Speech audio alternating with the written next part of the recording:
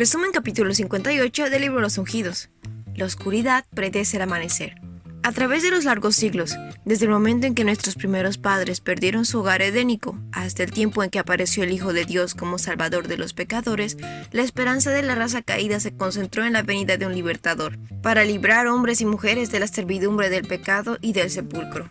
La primera insinuación de una esperanza tal fue hecha a Adán y a Eva en la sentencia pronunciada contra la serpiente en el Edén, cuando el Señor declaró a Satanás en oídos de ellos: enemistad pondré entre ti y la mujer, y entre tu simiente y la simiente suya.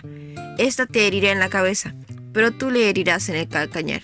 Al escuchar estas palabras, tuvieron esperanza. Vieron una promesa de liberación de la ruina. El Hijo de Dios se ofrecía para expiar su transgresión con su propia sangre. Les iba a conceder un tiempo de gracia, durante el cual, por la fe en el poder que tiene Cristo para salvar, podían volver a ser hijos de Dios.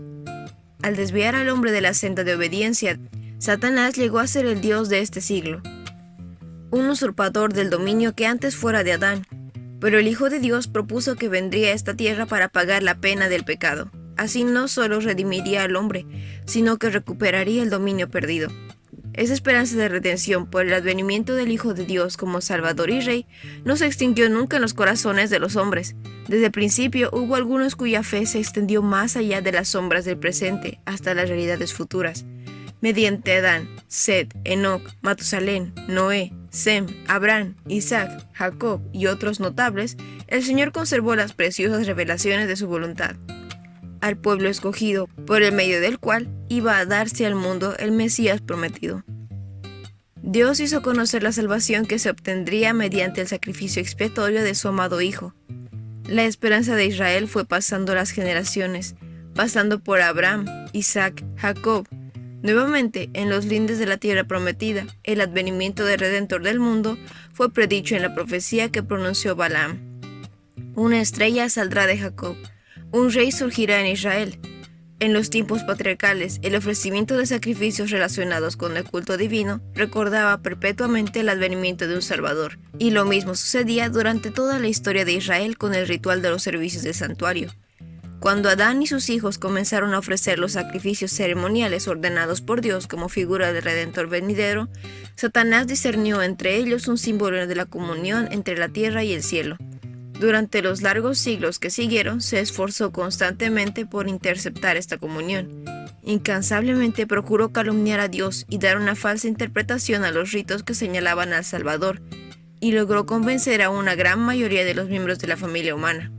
Los sacrificios y los ritos mediante los cuales el cielo quería revelar el amor divino fueron pervertidos para servir de medios por los cuales los pecadores esperaban en vano propiciar la ira de un Dios ofendido.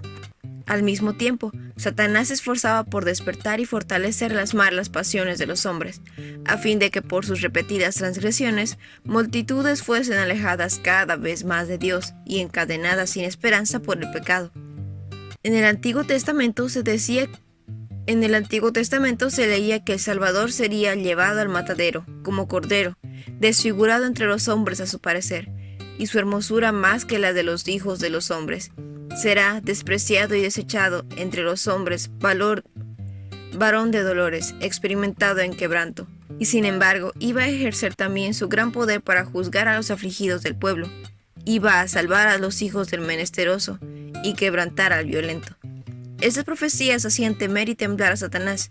Resolvió cegar los ojos de la gente hasta donde pudiera, para que no vieran el significado real de las profecías mesiánicas, con el fin de preparar el terreno para que Cristo fuese rechazado cuando viniera. Con visión profética, David había previsto que el advenimiento de Cristo sería como luz de mañana cuando sale el sol, de la mañana sin nubes. Y Oseas atestiguó: como el alba está aparejada a su salida, el silencio y con suavidad se produce el amanecer en la tierra, y se despierta la vida en ella cuando se disipan las sombras de las tinieblas. Así había de levantarse el sol de la justicia, y traer en sus alas salud. El profeta Isaías exclamó: un niño nos es nacido, hijo nos es dado, y el principado sobre su hombro, y llamarás su nombre admirable, consejero, Dios fuerte, Padre eterno, príncipe de paz. Los que eran firmes en la nación judía, los descendientes del santo linaje por medio del cual se había conservado el conocimiento de Dios, fortalecían su fe meditando en estos pasajes y otros similares.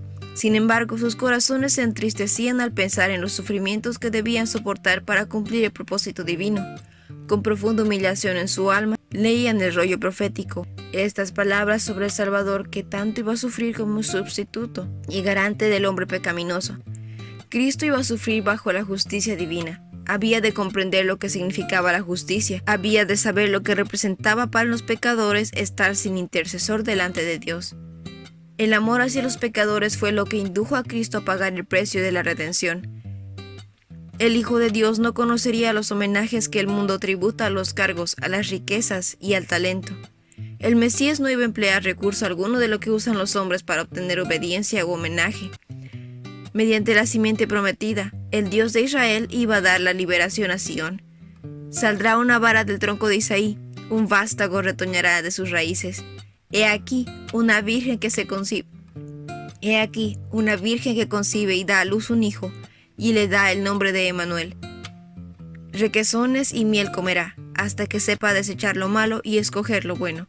Con sus palabras y sus acciones durante su ministerio terrenal, el Mesías iba a revelar a la humanidad la gloria de Dios el Padre. Cada acto de su vida, cada palabra que hablara, cada milagro que realizara, iba a dar a conocer a la humanidad caída el amor infinito de Dios. Mediante los patriarcas y profetas, así como mediante las figuras y los símbolos, Dios hablaba al mundo del advenimiento de quien lo libertaría del pecado. Una larga cadena de profecías inspiradas señalaba la venida del deseado de todas las gentes, hasta el lugar de su nacimiento, y el tiempo de su aparición fueron minuciosamente especificados. Dijo el profeta que de Belén saldría, el que será Señor en Israel, y sus salidas son del principio, desde los días del siglo. En la profecía, un día representa un año. Las 70 semanas o 490 días representan 490 años. El punto de partida de este plazo se da así.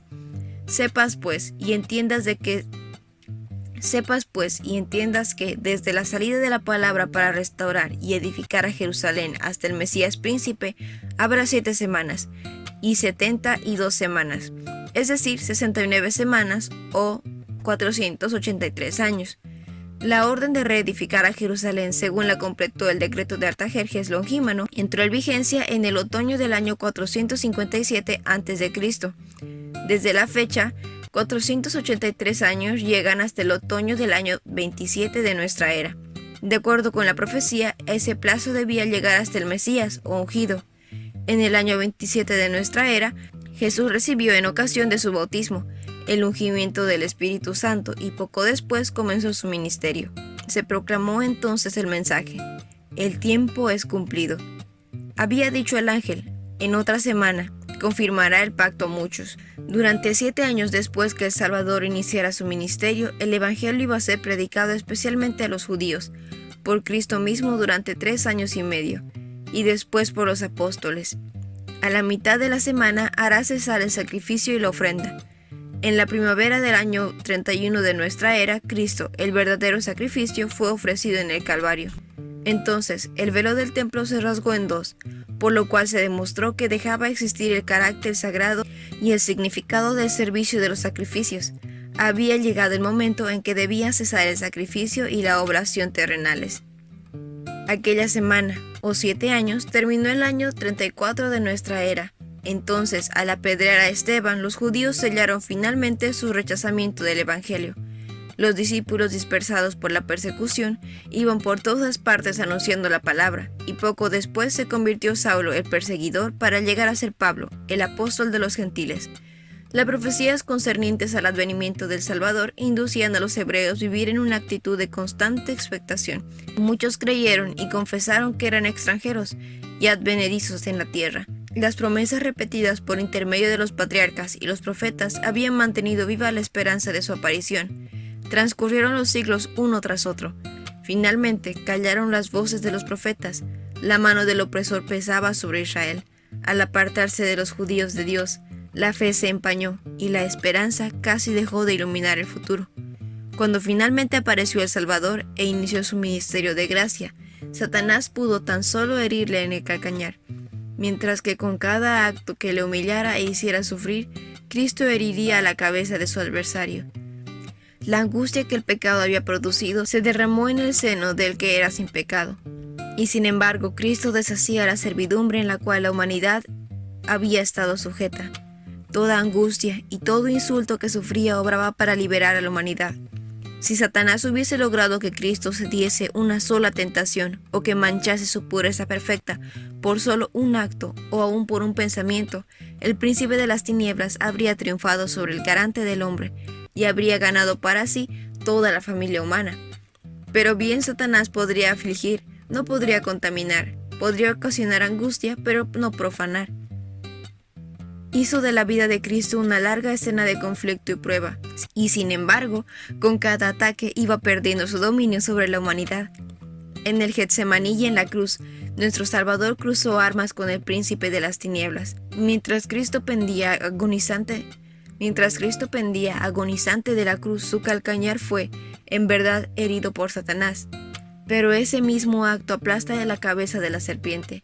Por la muerte, destruyó al que tenía el imperio de la muerte, es a saber, al diablo. Al morir, Cristo venció por el poder de la muerte. Al resucitar, abrió para sus seguidores las puertas del sepulcro. En esta última gran contienda vemos cumplirse la profecía: esta te herirá en la cabeza, y tú le herirás en el calcañar. Nuestro Redentor abrió en el camino, para que aún el más pecaminoso, el más necesitado, el más oprimido y más despreciado pueda hallar acceso al Padre. Y este fue el resumen del capítulo 58 del libro de los ungidos. No olvides compartir el video con tus compañeros de clase o con las personas que tú crees que puedan necesitar este resumen. Nos vemos la próxima.